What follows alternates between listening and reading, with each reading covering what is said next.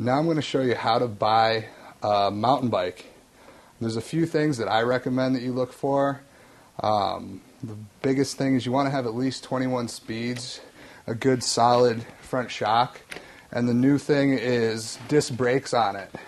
The nice thing about the disc brakes is that you can go through mud, sand, just about anything, and the brakes are still going to work and perform the way that they're supposed to. They're not ever going to squeak, they won't wear out as quickly. They're a little bit nicer setup for off-road riding. When getting size for a mountain bike, you want to have at least 2 to 3 inches clearance on the top tube, and you don't want to be really stretched out really far on the bike. You want to have a slight bend in your leg with the ball of your toe on the pedals. Now, if you're a female rider and you're looking for a mountain bike, they do make women-specific mountain bikes like this Raleigh Eva right here.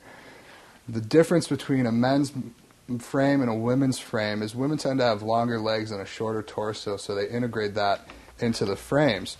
The top tube length right here is a little bit shorter. It also comes with a little bit more lightweight shock, a little bit more women-friendly or female-friendly, and it also comes with a women-specific saddle on it.